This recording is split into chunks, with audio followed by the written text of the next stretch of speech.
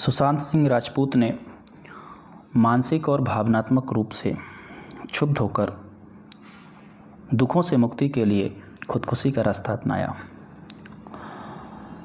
हजारों मीलों की दूरी से अपने बूढ़े माँ बाप को साइकिल पर लाती एक लड़की ने हजारों असहाय बुजुर्ग, गर्भवती महिलाओं, बच्चों, रोगियों, कर्जदारों और भूखे लोगों ने मीलों पैदल चलकर जिंदगी से जंग लड़ते हुए जीवन का रास्ता चुना, खुशियों का रास्ता चुना। आखिर कोई व्यक्ति किन हालातों में आत्महत्या करता है और एक व्यक्ति उन्हीं हालातों को कैसे जूझ करके, संघर्ष कर करके अपने आप को बाहर निकाल लेता है। क्या मानसिक कष्ट, क्या मानसिक पीड़ा शारीरिक पीड़ा से कहीं ज़्यादा है या शारीरिक पीड़ा मानसिक पीड़ा से ज़्यादा है? कैसे एक व्यक्ति मानसिक, शारीरिक सभी रूप से प्रताड़ित होकर के भी आत्महत्या जैसे या जीवन को समाप्त कर देने वाला कदम नहीं उठाता, और कैसे एक व्यक्ति सिर्फ मानसिक और भावनात्मक पीड़ा बस यह कदम उठा लेता है।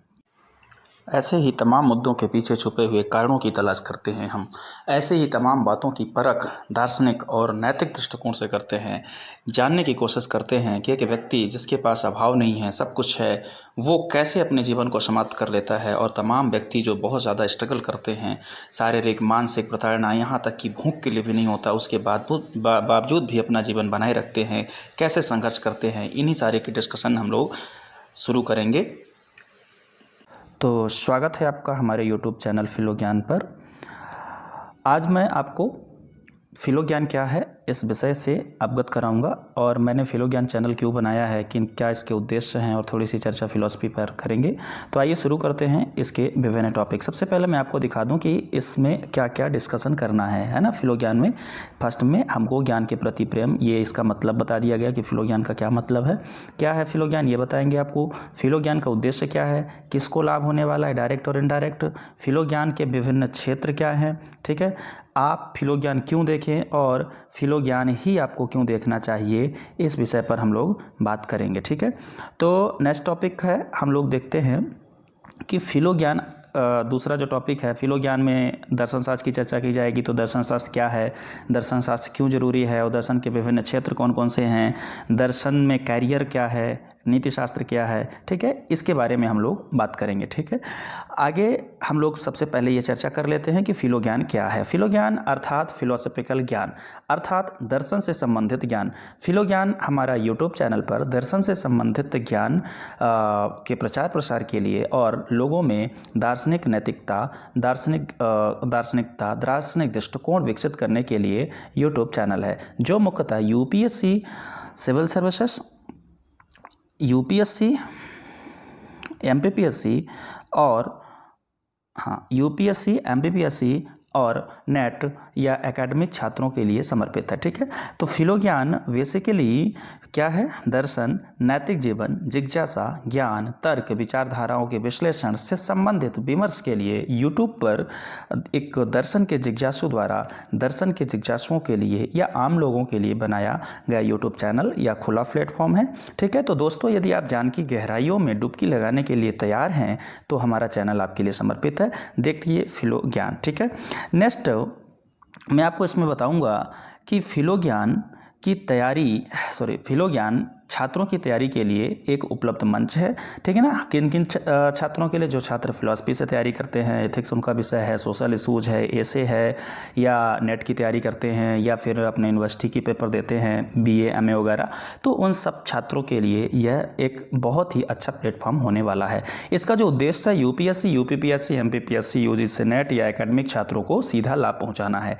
सभी वर्गों में दार्शनिक चेतना विकसित करना, लोकतांत्रिक मूल्यों, सामाजिक राजनीतिक चेतना, तर्क का विकास करना एवं संबंधित मुद्दों पर विमर्श के लिए यह एक खुला मंच उपलब्ध कराता है, ठीक है। तो विमर्श की एक नई प्रथा, विमर्श की एक नया चलन विकसित करने के लिए यह फिलोज्ञान चैनल बनाया गया है। आम जन की दर्शन एवं नैतिक जीवन के प्रति रुचि पैदा करना भी इसका लक्ष्य है, ताकि ज्ञान के विभिन्न आयामों तक पहुंचा जा सके, ठीक है। आगे मैं आपको बताऊंगा कि फिलोज्ञान से किसको किसको लाभ होने वाला है। फिलोज्ञान यूट्यूब चैनल से प्रत्यक्ष रूप से UPSC, state services, MPPSC, UPSC, CGPSC, Rajasthan PSC जैसे है ना यूनिवर्सिटी एग्जाम के जो एकेडमिक एग्ज़ाम्स हैं, जो नेट का एग्ज़ाम है, उनके लिए सीधा लाभ होने वाला है, क्योंकि उनके विषय की ही चर्चा हम लोग करेंगे। और इनडायरेक्टली एक शिक्षक के लिए, एक शोधार्थी के लिए, एक सोशल एक्टिविस्ट के लिए, एक पॉलिटिशियन के लिए, महिलाओं के लिए, यूथ और चिल्ड्रंस के लिए, किसी भी ज्ञान के ज्ञान तलाश करने वाले व्यक्ति के लिए ये बहुत उपयोगी होने वाला है। ठीक है, तो इस प्रकार हम देखेंगे कि कैसे एक शोधार्थी के लिए, कैसे एक सोशल एक्टिविस्ट के लिए ये सारी चीज़ें ज़रूरी होती हैं, धीरे धीरे करके सीखते रहेंगे। ठीक है, अगला जो है इसमें हम लोग जो डिस्कस करेंगे वो है फिलोज्ञान के क्षेत्र कौन कौन से हैं, मतलब हम किन किन क्षेत्र पर चर्चा करेंगे। तो हम फिलॉसफी पे चर्चा करेंगे, इथिक्स पर चर्चा करेंगे, लॉजिक्स पर चर्चा करेंगे, सोशल इशूज़ पर चर्चा करेंगे, एसे पर चर्चा करेंगे और लाइफ मैनेजमेंट पर चर्चा करेंगे। ठीक है, फिलॉसफी में सारा फिलॉसफी का सेक्शन जो western, Indian, political, social, religious, environmental, ethics का जो पूरा सेक्शन है वो administrative ethics, psychological ethics, political ethics है ना, सोशल एथिक्स जो भी है उनकी चर्चा करेंगे। लॉजिक्स में इंडियन और वेस्टर्न एथिक्स, वेस्टर्न लॉजिक्स की है ना। सोशल इशूज़ में सारे मुद्दे जो भारतीय मुद्दे हैं उनकी चर्चा करेंगे। निबंध यूपीएससी और पीएससी के दृष्टिकोण से चर्चा किया जाएगा और लाइफ मैनेजमेंट छात्रों के दृष्टिकोण से इसमें हम लोग रखेंगे। ठीक है, अगला जो मैं आपको बताना चाह रहा हूँ वो है कि आप फिलोज्ञान चैनल क्यों देखें, फिलोज्ञान ही क्यों, आप मतलब बाकी भी तो चैनल हो सकते हैं, तो बाकी चीज़ें भी हो सकती हैं। देखिए, दर्शन शास्त्र, नीति शास्त्र जैसे विषय किताबों में बहुत ही जटिल तरीके से प्रस्तुत किए गए हैं, उनको आसान और सरल तरीके से प्रस्तुत करना ही फिलोज्ञान का उद्देश्य है। तो फिलोज्ञान दार्शनिक बातों को, नैतिक बातों को, सोशल इशूज़ को बहुत ही आसान और सरल शब्दों में रखने जा रहा है।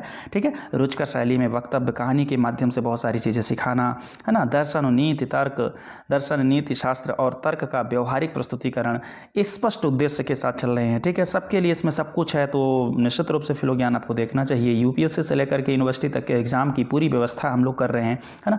तो इस प्रकार से आपके लिए ये चैनल बहुत ही उपयोगी होने वाला है और बाकी सारी चीज़ें हम यहाँ पे अवेलेबल कराएंगे, आपको कहीं और भटकने की ज़रूरत नहीं पड़ेगी। ठीक है, एक बात स्पष्ट कर दूँ कि जीने के लिए खाना ज़रूरी है, खाने के लिए कमाना, कमाने के लिए रोजगार और रोजगार के लिए ज्ञान और ज्ञान के लिए दर्शन जरूरी है, उतना ही दर्शन के लिए फिलोज्ञान जरूरी है। कम एक बार फिर से बोलते हैं, क्योंकि जितना जीने के लिए खाना, खाने के लिए कमाना, कमाने के लिए रोजगार, रोजगार के लिए ज्ञान और ज्ञान के लिए दर्शन जरूरी है, उतना ही दर्शन के लिए फिलोज्ञान जरूरी है।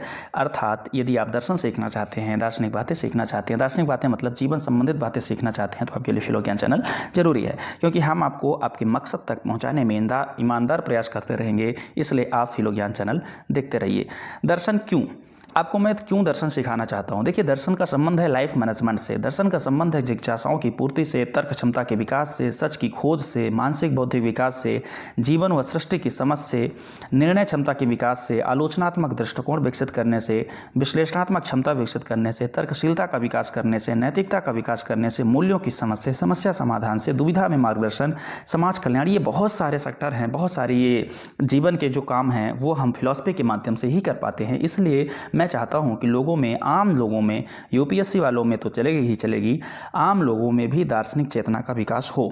ठीक है, ताकि हम एक अच्छे लोकतांत्रिक मूल्य युक्त समाज बना सके। ठीक है, तो ये सारी चीज़ें हैं, इन पर आप पकड़ बना लेंगे, आगे आते हैं। ठीक है, जब आएंगे तो फिर एक चर्चा कर लेनी चाहिए कि यदि कोई नया छात्र है, 12वीं पास बच्चा है, उसको दर्शन के क्षेत्र में कहाँ कहाँ कैरियर वो अपना तलाश सकता है। ठीक है, तो यदि वो दर्शन पढ़ता है तो शिक्षण के क्षेत्र में जा सकता है, लेखन के क्षेत्र में जा सकता है, प्रबंधन के क्षेत्र में जा सकता है, योगा और स्ट्रेस मैनेजमेंट के क्षेत्र में जा सकता है, पब्लिक रिलेशन के संबंध में मतलब जा सकता है वो, और डिप्लोमेटिक के रूप में काम कर सकता है, मतलब कूटनीति के रूप में वो काम कर सकता है, समाज कार्य में वो काम कर सकता है।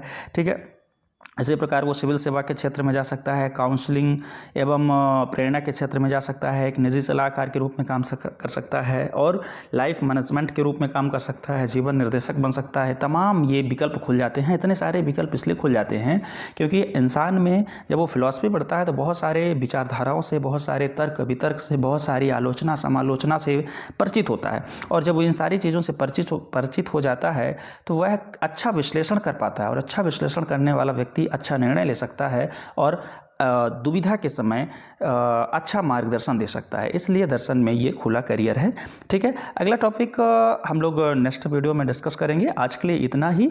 अब आगे से हम लोग फिलॉसफी, इथिक्स वगैरह के बारे में डिटेल से डिस्कस करेंगे। फिलहाल आज के लिए इतना ही। बहुत बहुत धन्यवाद हमारा यूट्यूब चैनल देखने के लिए। यदि आप हमारे यूट्यूब चैनल पर नए हैं तो चैनल को सब्सक्राइब करना और बेल आइकन दबाना ना भूलें, और वीडियो को लाइक करें। ठीक है ना, धन्यवाद, थैंक यू सो मच।